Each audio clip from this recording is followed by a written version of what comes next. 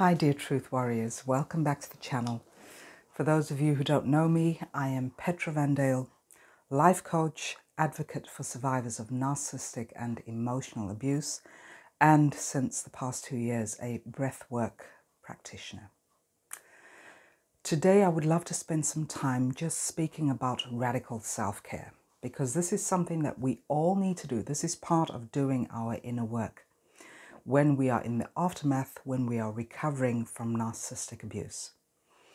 And what I just want to stipulate is that the healing process is just that. It is a process. You cannot go from 0 to 100 within a matter of weeks. It's impossible. You need to take the time, hold space for yourself, and be absolutely committed to yourself on this journey. And it's a lifelong process. That is what healing is. Because every couple of months, every couple of years, we step into new chapters of our lives. We evolve, we develop, we get rid of old habits, we adopt new habits, we see ourselves through a different perspective. And this is all about the process. So it's not about saying, okay, I'm going to give myself 4 weeks to heal. It's impossible. Don't even put that kind of pressure on yourself. Take your time, be committed to yourself, and show yourself loads and loads of kindness and compassion. That is what is needed in this process. And everyone is at a different stage in their healing.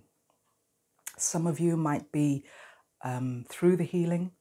You may feel that there is no connection to your past anymore. You don't reminisce about the past. That is wonderful. That's where you are. Someone else going through this may just be at the start of their healing. So wherever you are in this process, no judgment. There is no room for self-judgment in this process. There should be plenty of room for kindness, compassion, and just being gentle with yourself and offering yourself the same love and the same loyalty that you offer to toxic and narcissistic people in your life. That is the same loyalty and love that you need to offer yourself.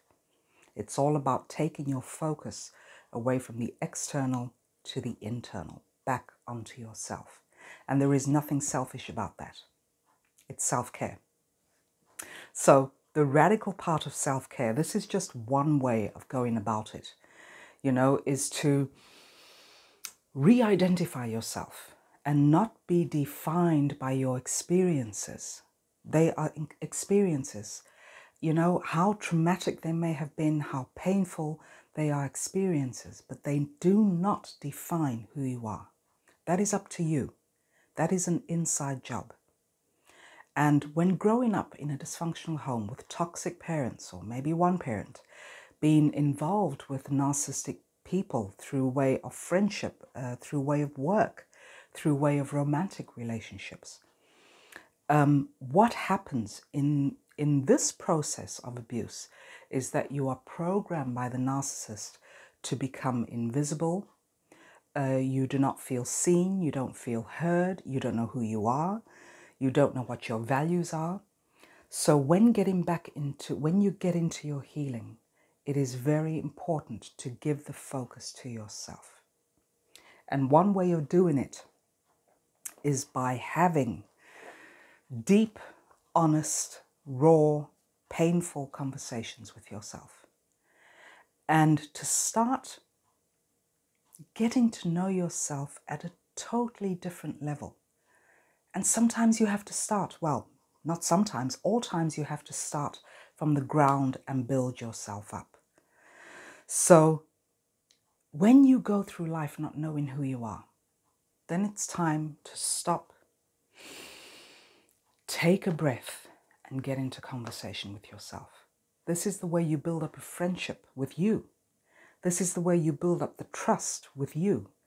Because we can all say, I don't trust that person, or I don't trust myself in a new relationship. I don't trust everyone. Everyone is out to get me. That is simply the cloud, the fog that has been pulled over your eyes when going through abusive relationships. So in order to lift the fog, you need to ask yourself the following questions. And it all has to do with who you are and what it is that you want from life. So one of the questions that you can take with you, get yourself a journal. I love journaling. I find it very healing, very therapeutic when I'm writing, physically writing. But I know many of you prefer to use your iPad or your laptop or whatever. Doesn't matter. Whatever device you have, get it out and make a commitment to yourself for the next 30 to 40 days to answer these questions every single day. You may give one answer on one day and you might have 5 answers on another day. But get into conversation with yourself. One of the questions is, what are you passionate about? What is it? What is your gift? Because your passion is usually your gift. Whether it's writing, whether it's painting, being creative, whether it's working with animals, whether it's extending helping another human being, whatever that looks like, that is your passion. And this is what needs to be cultivated. Because we as humans and as spiritual beings have very many inner resources. Some of those resources are the creative resource, the trust resource, the healing resource. And yes, we also have survival resources. And those survival resources have helped you to come to this point in your life. But life is not about survival, it's about living, it's about thriving. So in order to shut off your survival resource, you need to move into your creativity resource, your financial resources, your healing resources. We all have them. By asking yourselves these questions that I'm just going to name in a minute, this is how you tap into your healing resources. So what are you passionate about? That is one great question to ask yourself. And be honest, what is it? You know, sometimes you have to think long and hard about what is it that I'm passionate about. And sometimes the passion could have been years ago and you haven't paid it any attention, you haven't nurtured it, so you automatically forget about it. But dig deep to find out what your passion is and then develop that passion. Because your passion, your talent, your qualities need to be shared with people who have earned the right to you. You don't have to like every single person. And not every single person has to like you. People have to earn to be in your life. They have to earn your trust. And you start off by earning the trust with yourself. Trust yourself, trust your heart, trust your intuition, and start building on that. A second question is, what have been my greatest accomplishments so far? So oftentimes we are so engulfed in what happened, our past experiences, what we went through, the damage that has been done. So we keep on regurgitating this. And this is what keeps us stagnant and gives us a sense of feeling stuck. So again, honest conversation is to look back on your life and see where it is that you have accomplished something. Doesn't matter what it is, how small or how big it may be, it is your accomplishment. So own that. If I can just name one or two of my accomplishments, I think the first and foremost, one of the most important accomplishments is being a mother to a now 17-year-old daughter. But that has been my biggest challenge, my biggest source of fulfillment. It has taught me, being a mother has taught me so much about myself. That is a huge accomplishment, and it's one that continues, of course. Another accomplishment is me kicking my drug habit. I was a drug addict for very many years. And allowing myself to tap into that fear, because that's what, you know, when you're externalizing, when you're taking drugs or misusing alcohol or over shopping or overeating or doing whatever it is that is outside of yourself, it is a survival mechanism. It's one that is designed to keep you numb. Because when there are feelings that you have been taught, programmed to push down, to not feel, to not talk about them, to not to not voice your opinions. When you stuff that all down, it eats at your inside. It's an energy. Trauma is an energy that, if not given the space to move out, it stays in your system. And when that energy has no place to go, it can result in physical complaints, headaches, back pains, leg pains, whatever it may be. This is the way it comes out. It manifests itself, not always, but oftentimes in the physical. So just getting back to one of my great accomplishments was numbing myself out through taking drugs. And the great accomplishment was that I was willing at some point, it took me very many years, but I was willing to look at those things that were causing me pain, the experiences I had been through, how I sidetracked myself in order to please others, in order to maintain my part in narcissistic relationships. So it's raw conversations. And I'm very proud to say that I accomplished that. I kicked the habit. I got into conversation with myself. I got into honest conversations with myself and chose, because you always have a choice, I chose to move my life in a different direction. Was it easy? Absolutely not. Moving your life in a totally different direction is very challenging, and it asks one to have a lot of courage and faith. You have to move out on faith. So look at what it is, what has been your greatest accomplishments up until now. Another question you can ask yourself is, if you were not limited by your mind, if you were not limited by this thing called fear, what is it that you would then do? What would you want to experience? What would you want to accomplish? If your mind, and it's usually self-imposed limitations, it's the programming from the narcissist, and we take this programming on as our own, and therefore it's self-imposed. The limitations are always self-imposed. Again, if you're willing to look at that, then you can make a different choice, because you always have the power of choice. Make a different choice for yourself. 3 more questions. Who do you have in your inner circle of influence? Who do you have? Because you don't need a whole crowd of people in your inner circle of influence. It's usually 1 to 5 very important people who empower you, who are willing to walk with you on your journey of life, whether it's your healing journey, your grieving journey, just your journey of life. Who are those people who are standing beside you? That is your inner circle of influence. And of course, influence can be negative and it can be positive.